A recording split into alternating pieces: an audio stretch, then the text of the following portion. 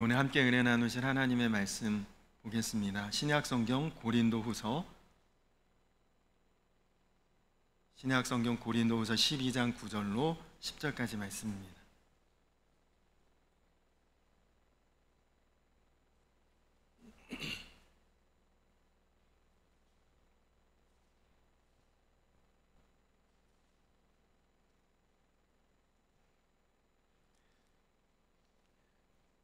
고린도후서 12장 9절에서 10절까지 우리 두 절 말씀인데 함께 한 목소리로 합독을 하도록 하겠습니다. 고린도후서 12장 9절 10절 함께 읽겠습니다. 시작. 나에게 이르시기를 내 은혜가 내게 족하도다. 이는 내 능력이 약한 데서 온전하여짐이라 하신지라. 그러므로 도리어 크게 기뻐함으로 나의 여러 약한 것들에 대하여 자랑하리니 이는 그리스도의 능력이 내게 머물게 하려 함이라. 그러므로 내가 그리스도를 위하여 약한 것들과 능욕과 궁핍과 박해와 곤고를 기뻐하노니 이는 내가 약한 그때에 강함이라. 아멘. 할렐루야. 오늘이 7월 첫 주일이니까 2025년 올해에 딱 이제 절반이 지났는데 여전히 이렇게 복되고 또 은혜로운 모습으로 우리 성도님들과 예배할 수 있어서 감사하고, 남은 후반기에도 더 나아가 우리 인생의 남은 끝까지 넘치는 하나님의 은혜와 놀라운 하나님의 축복으로 채워지는 우리 성도님들 모두가 되시기를 주님의 이름으로 축원합니다. 우리 옆에 계신 분들하고 인사 한번 나누도록 할까요? 하나님께 감사합시다. 그렇게 한번 인사할까요?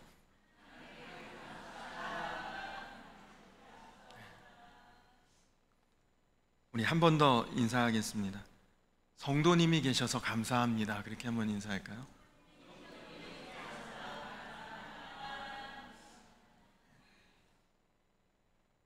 아멘이시죠?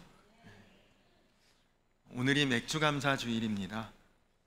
맥주감사 주일이 7월의 첫 주일, 그러니까 꼭 1년의 중간에 있는 절기인데 그 의미가 성경적으로 보면 이제 우리 장로님 기도하신 것처럼 처음 수확, 첫 열매 거둔 것에 대한 하나님 앞에 감사를 드리는 절기, 성경적으로 보면 맥주감사절의 의미이고, 영적으로는 우리의 삶이나 신앙을 중간점검 한번 해보라는 의미가 담겨 있습니다.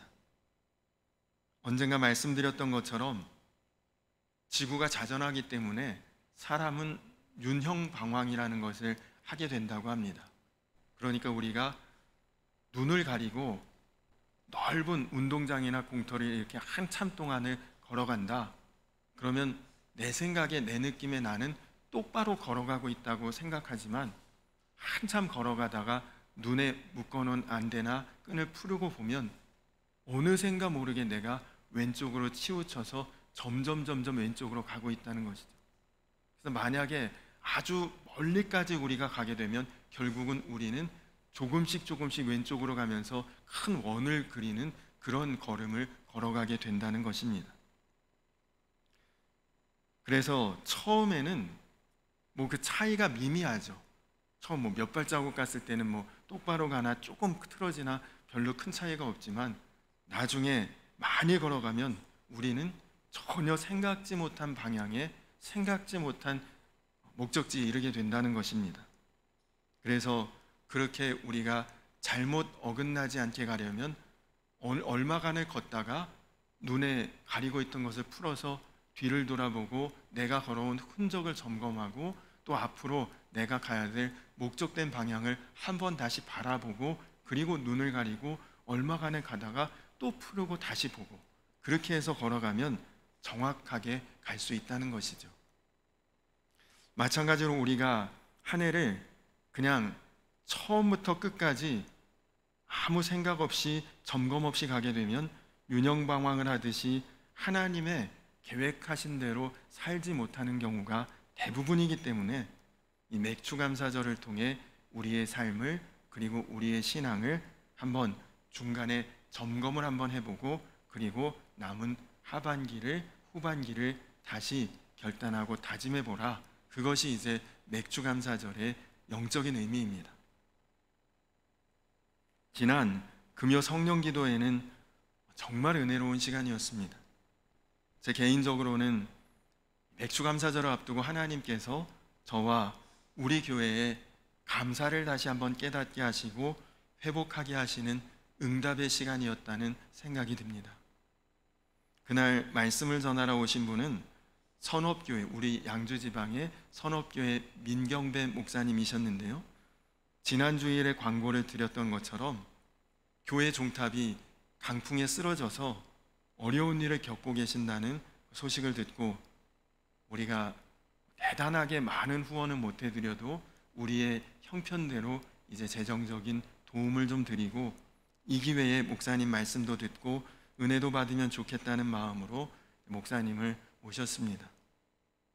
목사님의 간증을 통해 정말 큰 은혜와 감동이 있었고 감사에 대한 회복도 일어났습니다.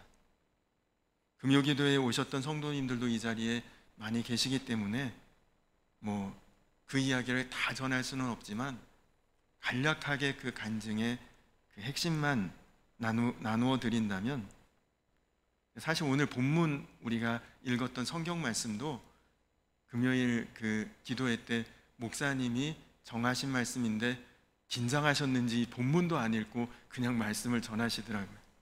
그래서 오늘 그 목사님 정하셨던 말씀 그대로를 제가 본문으로 정하고 말씀을 준비했는데, 여러분 자주 보셨는지 모르겠지만 이 민경배 목사님 표정이 언제나 환하고 밝습니다.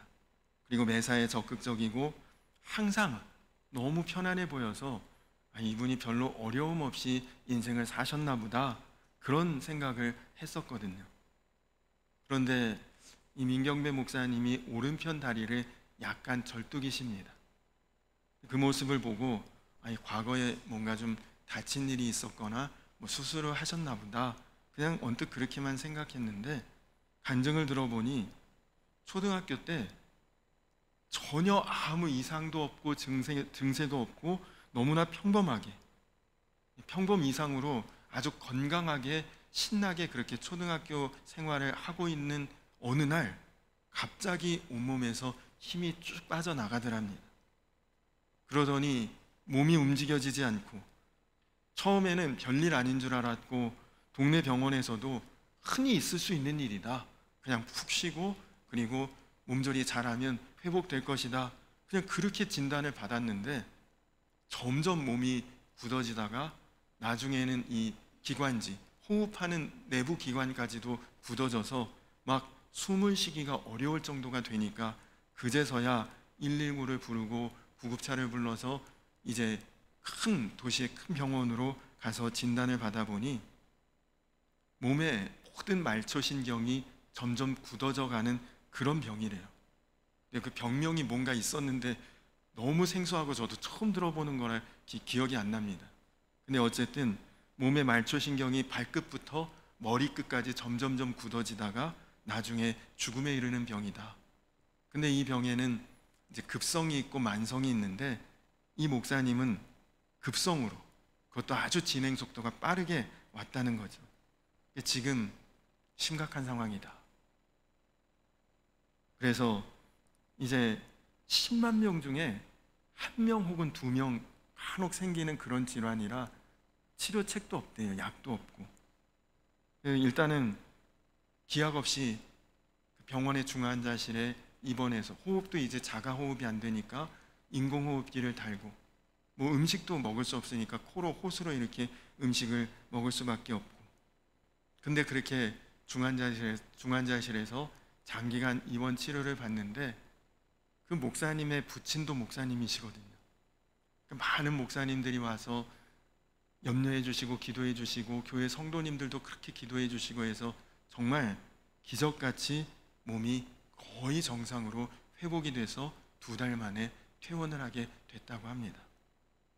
그런데 안타깝게도 거의 회복이 됐는데 오른쪽 발목의 그 부분의 말초신경이 회복이 되지 않아서 다리를 정상인처럼 걷지 못하고 이제 절뚝이면서 걸을 수밖에 없는 그런 이제 상태가 되었다는 것이죠. 근데 이 목사님 간증 중에 중환자실에 두어 달 입원해 있으면서 인공호흡기를 달고 호흡을 했는데 이제 병원에서 퇴원할 때 호흡기를 딱 떼니까 숨을 못 쉬겠더래요. 근데 여러분, 우리가 숨 쉬는 게 이거 저절로 자연스럽게 다 그냥 되는 걸로 아는데 인공호흡기를 달고 호흡했던 이 숨이 들이쉬고 내쉬는 그 방법을 몸이 잊어버렸다는 거예요. 그래서 숨이 안 쉬어지더랍니다. 처음에 뛰자마자 숨 막혀 죽는 줄 알았대요. 그러다가 간신히 조금 지나면서 몸이 이제 호흡기를 띈 상태에 적응이 되면서 이제 후 하고 숨이 쉬어지더랍니다. 그러면서 하시는 말씀이, 여러분 숨 잘 쉬고 사는 것만으로도 하나님께 감사하시기 바랍니다. 그렇게 이제 말씀을 하셨는데 아멘이시죠. 진짜 여기에 숨 들이쉬고 숨 내쉬는 것이 너무너무 힘들고 어려우신 분 계셔요 혹시? 그렇지 않으면 여러분 정말 그것만으로도 감사하며 사시기 바랍니다. 주보, 여러분 오늘 주보 제일 뒷면에 보시면 맥주감사절 광고에 삶의 모든 순간이 감사입니다, 그렇게 제가 문구를 넣어 놓았는데, 여러분 그렇습니다. 우리 삶에 감사할 것밖에 더 무엇이 있겠습니까? 목사님과 대화하는 중에 말씀드렸던 것처럼 종탑이 쓰러졌다고 제가 말씀드렸잖아요. 어려운 상황인데 어떻게 잘 극복이 되고 있냐고 여쭤봤더니 태어나서 지금까지 이렇게 많은 관심과 사랑을 받아본 적이 없다고 하시더라고요. 여기저기서 전화 오고 안부 묻고 괜찮냐고 하고 또 이모저모로 후원도 받고, 오히려 종탑 쓰러진 것 때문에 그동안 지붕에서 비가 샜는데 아예 지붕공사 다시 해서 방수도 하고 제대로 보수할 기회가 되었다고 그렇게 이야기하시면서 모든 것이 하나님의 은혜고 정말 하나님 앞에 다시 감사하고 있습니다, 그렇게 이제 말씀을 하셨습니다. 여러분 그렇습니다. 감사절은 하나님이 우리에게 부담 주시려고 감사절기를 주신 것이 아닙니다. 하나님께서 좋은 일보다 우리 인생에 좋지 않은 일이 더 많이 일어난다고 우리는 보통 생각하는데 그렇지 않다. 모든 것이 나의 은혜요, 나의 섭리요, 나의 축복이다. 그렇지 않으면 너희가 어찌 살 수 있겠느냐? 하나님께서 우리로 하나님 앞에 감사의 마음을 좀 다시 회복하고 깨닫고 돌이키고 그것이 얼마나 놀라운 것인지를 우리로 알라고 그렇게 감사절을 지키라고 하시는 것입니다. 그러니까 너희가 눈으로 볼 때 환경 바라보고 너희 눈으로 보이는 그런 형편 때문에 그냥 마음에 이리저리 휘둘리지 말고 언제나 마음의 믿음을 지켜라. 너희 마음은 언제나 내가 줄 복을 받을 것을 준비하는 마음으로 살라고 이 감사절을 주신 것입니다. 여러분, 좋은 형편 때문에 풍성한 수확을 거두어서 감사할 것이 아니라 하나님이 이미 계신 것만으로 여러분 감사하시기 바랍니다.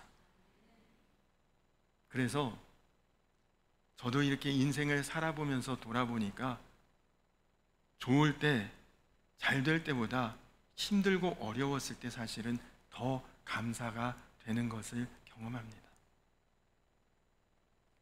제 인생에서 가장 뜨겁게 하나님께 감사하는 마음으로 간절히 감사 헌금을 드렸던 기억이 제가 부목사로 부임해서 첫 사례를 받았을 때입니다. 이상하게 하나님 감사합니다 하는 마음이 너무너무 간절했습니다. 그런 간절한 감사의 마음은 아마 이전에도 있었겠지만 그러나 그때에 정말 하나님 앞에 감사 예물을 드리고 싶다라는 마음은 아마 그때가 처음이었던 것 같아요. 그전에는 당연히 감사절이 있었고 감사헌금 드렸고 했지만 이제까지는 제가 가진 형편에 그냥 일부 정도를 나누어서 하나님 앞에 그냥 드린다, 이런 정도로 감사헌금을 드렸었습니다. 솔직히 개척교회 하면서 뭐 여유 있는 재정을 가지고 살아본 적이 단 한 번도 없기 때문에 형편으로도 마음으로도 실제로 하나님 앞에 그렇게 감사했던 것이 아니었거든요.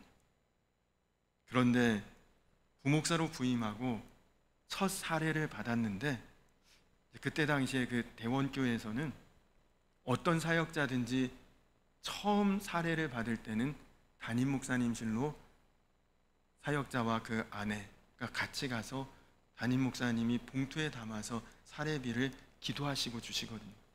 이거 하나님이 주시는 것이다, 그 말씀을 하셨어요. 그래서 그 사례비 뭐 이후로는 이제 은행의 계좌로 이제 사례를 이렇게 넣어 주시지만 첫 사례는 그렇게 기도하고 주시는데, 그 봉투를 받아들고 이제 집에 와서 아내와 그 사례비 봉투를 놓고 굉장히 고민을 했습니다. 보니까 사례비가 너무 많아서 이거 어떻게 이걸 다 쓰지 하는 생각이 들 정도였어요. 여러분, 물론 뭐 정말 그렇게 뭐 엄청난 액수라기보다는 개척교회에서 그렇게 힘들고 어렵게 살다가 받으니까 상대적으로 너무너무 많다고 느껴진 거죠. 그래서 제가 여보, 이거 절반은 하나님께 감사임을 드려야 되지 않겠어?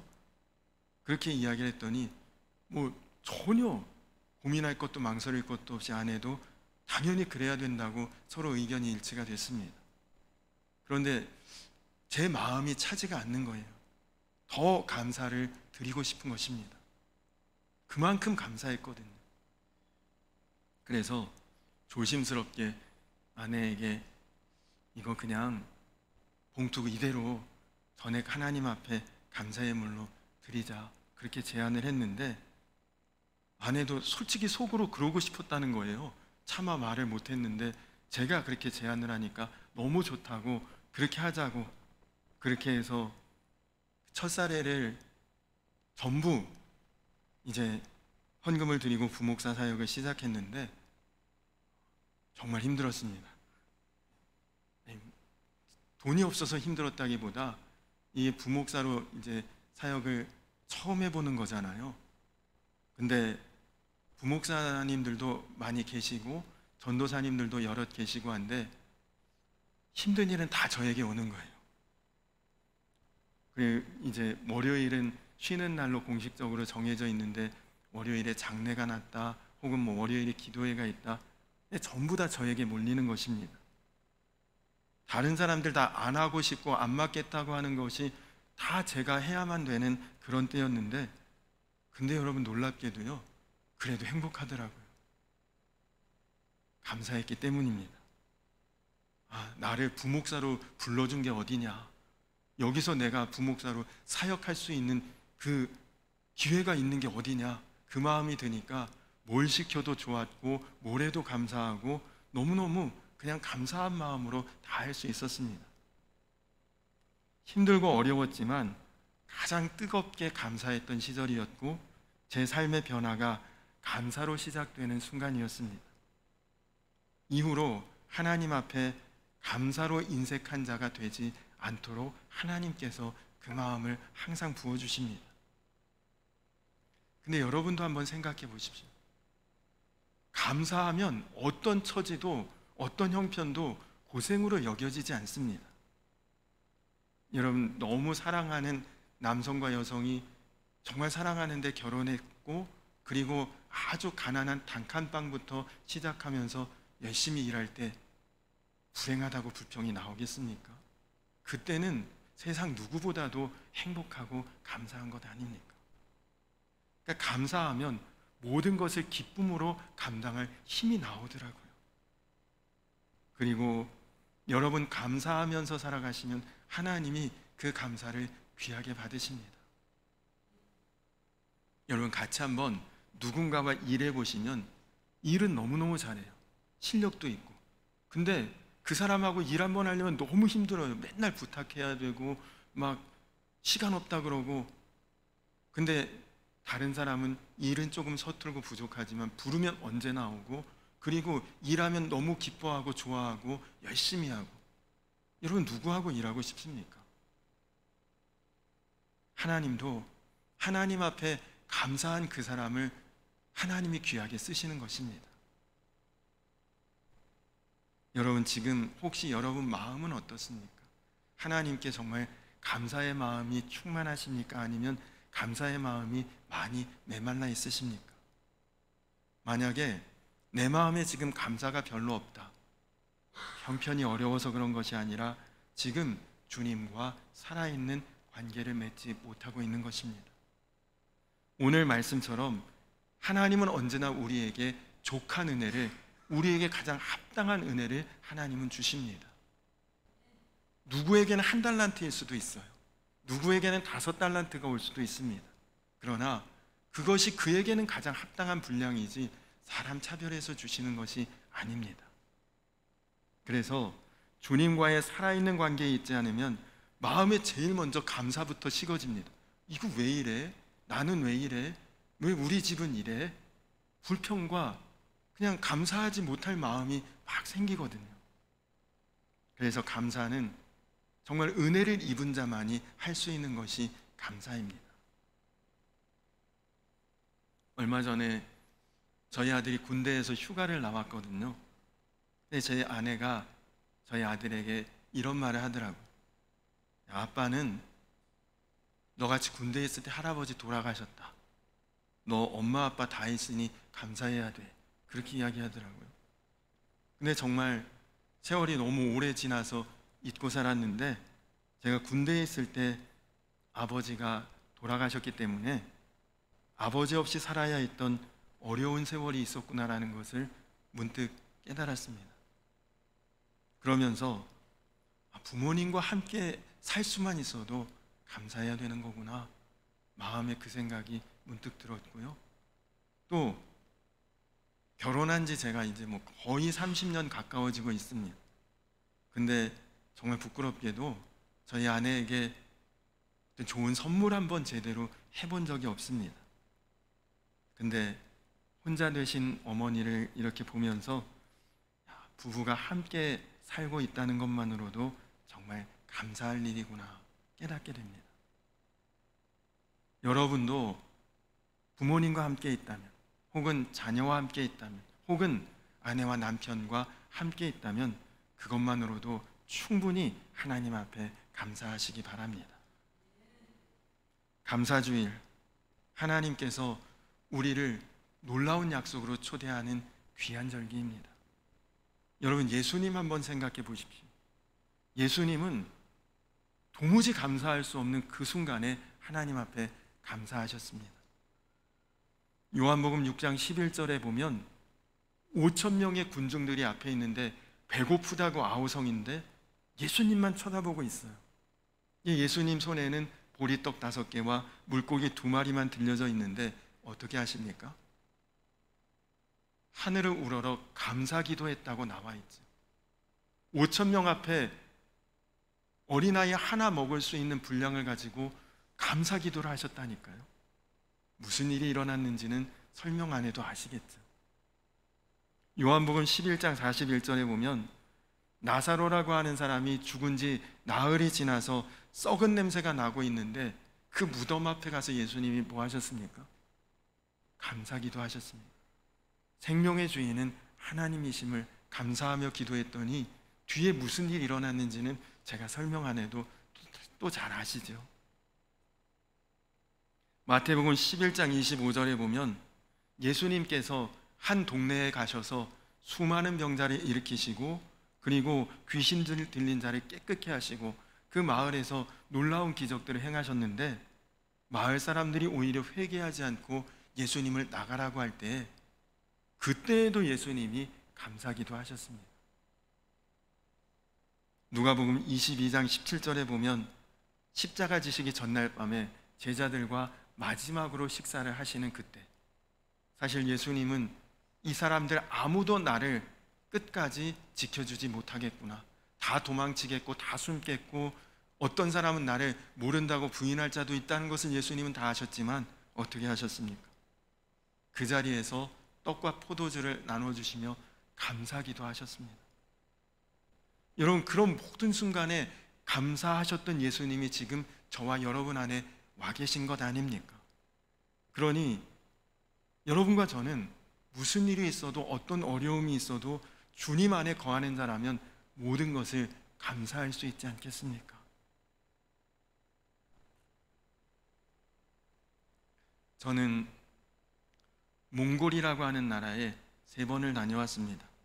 물론 3번 다 단기 선교 때문에 다녀왔었는데 마지막 3번째 단기 선교를 갔을 때는 몽골의 오지에 우불한가이라고 하는 마을에 이제 대원교회 한 선교회에서 헌금을 해서 교회를 세웠거든요. 근데 그 교회 봉헌 예배 드린다고 초청을 받아서 약 35명쯤 되는 선교 회원들과 당시 담임 목사님과 저하고 그렇게 이제 그 교회를 가기 위해서 몽골에 방문을 했는데 몽골의 수도가 울란바토르라는 곳인데 거기서 약 400km인가 500km 떨어져 있는 곳이에요. 우리로 치면 약 여기서 부산 정도 가는 거리쯤 되는 것 같습니다. 그런데 이제 큰 대형 버스 한 대에 모든 일행들이 다 타고 이제 그 목적지를 향해 가는데 딱 중간에 초원에서 버스가 고장나서 오도 가도 못하게 됐습니다. 근데 그때가 이미 해가 뉘엿뉘엿 넘어가고 있을 때였는데 우리가 떠나온 울란바토르에 연락을 해도 우리가 도착해야 될 우불한가이에 연락을 해도 양쪽에서 차를 고치러 오는 팀이 오려면 다음 날은 돼야 된다. 우리나라처럼 뭐 연락하면 순식간에 어디서 오는 그런 나라가 아니거든. 그러니 꼼짝없이 그 좁은 버스 안에서 초원 한가운데서 하룻밤을 보내야 되는 것입니다. 네, 여러분, 거기도 그때는 여름이었지만 몽골은 밤에는 여름이라도 날씨가 쌀쌀합니다. 그런데 그 좁아 터진 버스 안에 약 40명이 오도 가도 못하고 그 안에 같이 있으려니까 씻지도 못하죠. 제일 불편한 것은 화장실이에요. 여러분, 버스가 한 대 가운데 있고 양쪽 끝으로는 땅 끝까지 보이는데 어디서 숨어서 볼 일도 못 봐요. 그러니 얼마나 불편하겠습니까? 다 교회에서 성숙하시고 신앙 깊고 정말 훌륭하시고 좋은 분들이신데 그런 상황이 되니까 대놓고 화를 내시는 분은 없어도 버스 안에서 여기저기서 불편하다, 힘들다, 아 이런 것도 예상 못했나, 막 이런저런 불평이 막 수근수근 나오는 거예요. 근데 버스 안에 같이 타고 계시던 선교사님이 책임자로서 얼마나 이게 면목이 없습니까? 어깨도 무겁고. 근데 자신도 이런 일은 선교하면서 처음 당해봤고 선교사님이 버스 운전기사 몽골인이신데 문 열라고 하더니 혼자 나가셔서 저벅저벅 걸어가시더라고요. 근데 당시 담임 목사님이 저에게 밤이라 위험할 수 있으니까 김 목사가 좀 같이 따라가 보라고 그래서 선교사님을 따라갔습니다. 네, 선교사님이 제가 옆에 오니까 이런 이야기를 하시더라고요. 목사님, 하늘 좀 보세요. 그래서 하늘을 봤더니 여러분 그 몽골 하늘에 별이 떠 있는데요. 몽골은 고원지대라 우리나라보다 훨씬 높거든요. 근데 하늘에 떠 있는 별이 얼마나 많은지 검은색보다 별빛이 더 많을 정도로 별이 그렇게 많고 그리고 마치 손을 뻗으면 닿을 것처럼 그렇게 바로 머리 위에 별들이 떠 있는 정말 아름다운 광경을 보았습니다. 근데 그때 선교사님이 저에게 이런 말씀을 하셔요. 목사님, 사람이 낮에 더 멀리 볼 수 있을까요? 밤에 더 멀리 볼 수 있을까요? 그렇게 물어보시더라고요. 당연히 상식적으로는 우리가 낮에 훨씬 멀리 보잖아요. 근데 또 그렇게 대답하면 틀릴까봐 글쎄요, 그냥 그렇게 말을 흐렸거든요. 그랬더니 선교사님 말이 낮에는 우리가 저 땅 끝까지 볼 수 있지만 밤에는 우주 끝에 있는 저 별을 볼 수 있습니다. 밤에 우리가 사실 훨씬 더 멀리 볼 수 있는 것이죠. 목사님 오늘 평생에 좋은 것 보시는 거예요. 2번 다시 이런 하늘 못 봅니다. 그때 저에게 그 말씀하셨는데 진짜 그때 이후로 그런 밤하늘을 아직도 못 보고 있습니다. 그러면서 저는 좀 더 기도하다가 들어갈 테니 목사님 먼저 들어가시라고. 그래서 저는 버스로 돌아왔습니다. 그리고 버스 안에서 성도님들에게 선교사님이 하신 말씀 그대로 해드렸죠. 지금 나가서 별 한번 보시면 깜짝 놀라신다. 그런 이야기 하면서 우리가 지금 조금 불편한데 힘든데 너무 불편해하지 말고 하나님 앞에 감사하면서 끝까지 이거 진행했으면 좋겠다고 그렇게 이야기를 했는데, 그 말 한마디에 다들 나와서 별 보고 그렇게 좋아하시고 그냥 마음이 다 바뀌셨어요. 감사하는 마음으로. 그리고 그 단기 선교가 정말 은혜롭게 그 이후로 아무도 원망 불평하는 말 없이 감사로 다 마무리가 됐습니다. 여러분, 정말 감사할 때 놀라운 일이 벌어집니다. 여러분, 아마 올해가 시작하고 벌써 한 6개월이 지났는데 어떠셨어요? 아마 어려운 일을 겪으신 분들도 있으실 것입니다. 지금도 어렵고 힘든 그런 때를 지나고 계신 분도 계실지 모르겠습니다.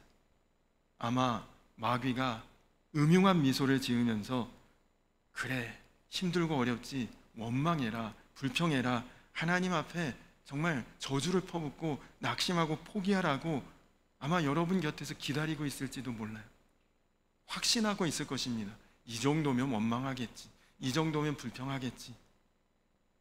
문제는 우리 입술이 어떻게 나오느냐는 것입니다. 만약 그런 순간에 여러분이 감사를 고백한다, 찬양을 고백한다, 마귀는 한 번에 떠날 것입니다. 울면서 떠나게 될 것입니다. 여러분의 영혼의 밤 같은 그런 시절에 별과 같은 주님께서 여러분과 함께 하심을 믿으시기 바랍니다. 평소에 보이지 않던 주님의 모습을 보게 되고 들리지 않던 주님의 음성을 듣게 될 줄로 믿습니다. 이것을 깨닫고 나면 어려운 것이, 힘든 것이 조금 불편할 수는 있어도 두렵지는 않습니다. 간절히 바라기는 오늘 맥주감사절을 지나면서 여러분 삶 전체를 정말 감사로 확 덮어버리시기 바랍니다. 그러면 하나님께서 여러분 마음을 더 놀라운 은혜로, 더 큰 기쁨으로, 그리고 더한 감사로 채워주시고 이루어주실 줄로 믿습니다. 그 감사의 축복과 은혜가 오늘 맥주감사절 예배하시는 우리 성도님들의 인생과 삶 속에 풍성하게 놀라우게 넘치게 되시기를 주님의 이름으로 간절히 축원합니다. 우리 이 시간에는 말씀드렸던 것처럼 이제 해외 찬양 부르시면서 준비하신 예물을 이 앞쪽 통로로 이렇게 앞쪽에 계신 분들부터 이렇게 앞으로 나오셔서 막 이쪽으로 이렇게 나오시고 그러지 마시고, 내가 나를 하나님 앞에 드리는 것이니까 가운데 이 통로로 이렇게 나오시면서 하나님 앞에 봉헌을 하시고, 그리고 찬양 끝난 후에 오늘은 제가 바로 축도하고 그리고 예배를 마치겠습니다. 여호와는 너에게 찬양하겠습니다.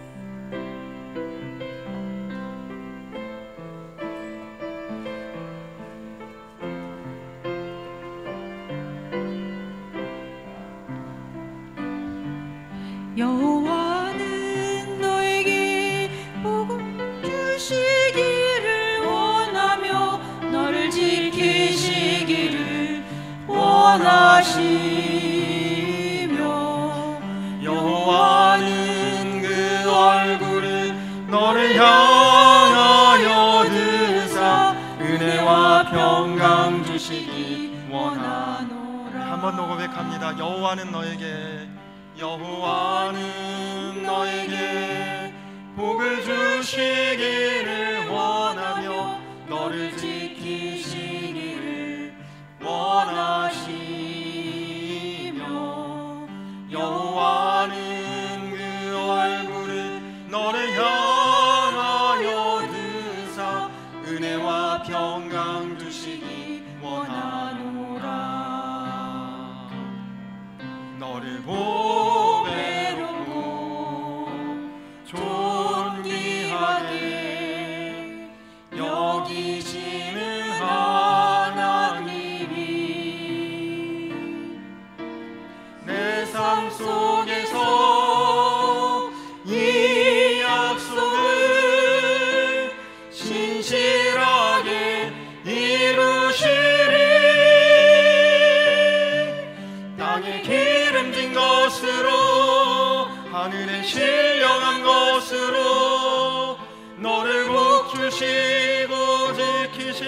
하나님이 너의 영혼 잘 되도록 은혜 베푸시며 평강으로 인도하시리. 땅에 기름진 것으로 하늘에 신령한 것으로 너를 복주시고 지키실 하나님이 너의 영혼 잘 되도록 은혜 베푸시며 평강으로 인도하시리. 아멘. 기도하겠습니다. 나에게 이르기를 내 은혜가 내게 족하도다. 이는 내 능력이 약한 데서 온전하여짐이라. 주님, 그렇습니다. 감사할 것밖에 없음을 다시 한번 고백합니다. 주님, 내 삶에 모든 것이 하나님의 섭리요 은혜요 축복이요 하나님이 다 허락하셨기에 누리고 있음을 믿고 깨닫습니다. 하나님, 그래서 우리가 이제는 언제라도 어느 때라도 감사하며 나아가는 진정한 주의 자녀요 주의 백성들이 다 되게 하여 주시옵소서. 이제는 우리를 죄에서 구원하신 우리 구주 예수 그리스도의 크신 은혜와 아버지 되신 하나님의 놀라우신 사랑과 하나 되게 하시는 성령의 교통하심이 이제 감사로 삶을 덮어나가기를 결단하고 다짐하는 사랑하는 모든 성도들 위해 이제로부터 영원토록 함께하여 주시기를 간절히 축원하옵나이다. 아멘.